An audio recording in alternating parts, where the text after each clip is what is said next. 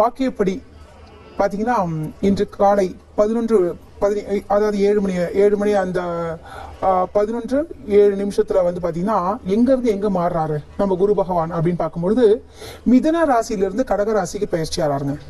சரி, கடக ராசி என்பது என்ன மாதிரியான விஷயம் அப்படின்னு பார்த்தீங்கன்னா குரு பகவான் 12 ஆண்டுகளுக்கு ஒரு முறைதான் அந்த இடத்துக்கு வருவார். அதுவும் ரொம்ப ரொம்ப முழுமையான பவர் என்று சொல்லுவாங்க, உச்சபலம் பெறக்கூடிய ஒரு ஸ்தானம் தான் இந்த கடகராசிங்க.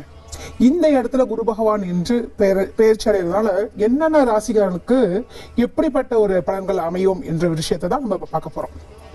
அது பொதுவாகவே குரு என்றாலே அப்படின்னு பார்த்தீங்கன்னாலே என்னன்னா, அதாவது மாதா பிதா குரு தெய்வம். அப்ப குருக்கு எவ்வளவு ஒரு மகத்துவம் இருக்குன்றது அந்த ஒரு விஷயத்துல இருந்தே நம்ம தெரிஞ்சுக்கலாம். சரிங்க, குரு என்றாலே என்ன? ஒரு நல்ல ஒரு வழிகாட்டி, ஒரு ஆசிரியர், நல்ல குணங்கள், இது மாதிரியான அம்சங்கள் கொண்டது தான் குரு தான். அதே மாதிரி ஒரு ஜாதகத்துல எடுத்து பார்த்தீங்கன்னு வச்சுக்கோங்களேன், அதாவது ஒரு சிலருக்கு வந்து செவ்வாதோஷம் இருக்கும், நாகதோஷம் இருக்கும், அல்லது குடும்பஸ்தானம் வந்து நீச்சமாக இருக்கும். இது மாதிரியான இடங்கள்ல வந்து ஒரு ஜாதகம் கெட்டு போயிருந்தா கூட சரிங்க, கடைசியில ஒரு ஆப்ஷன் வைப்பாங்க இல்லையா, அதுதாங்க குரு பார்வை இருக்கா. ஏன்னா குரு பார்வை கோடி பலன் தரும் என்று சொல்வார்கள். அப்படின்னும் பொழுது நம்முடைய ஜாதகம் ரொம்ப வீக்கா இருந்தா கூட அங்க குரு பகவானுடைய பார்வை இருந்தால் அது அப்படியே செழிப்படையுமா. அதாவது குரு பகவான் இருந்த இடம் பாழ், பார்த்த இடம் ரொம்ப விருத்தி அப்படின்னு சொல்லுவாங்க.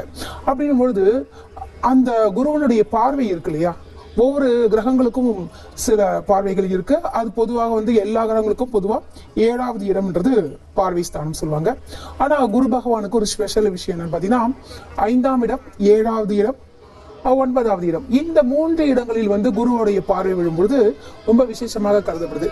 இப்ப நம்ம ஜாதகத்திலையும் சரியானது நம்மளுடைய ராசிக்கு இப்ப பாத்தீங்கன்னா பாருங்க, குருவுடைய ஆலங்குடியில அருமையாக சுவாமியோட தரிசனம் நடந்துட்டு இருக்கு. இந்த நாளை வந்து ரொம்ப நல்லபடியாக பூஜித்துக் கொள்ளுங்கள். நீங்க நினைத்த எண்ணங்களை வந்து, அதாவது என்னென்ன காரியங்கள் வந்து நமக்கு சித்தி ஆகணுன்ற விஷயத்த இப்ப நீங்க மனதார நினைத்து வேண்டிக்கிட்டீங்கனாலே பல விஷயங்கள் உங்களுக்கு நடக்கும்.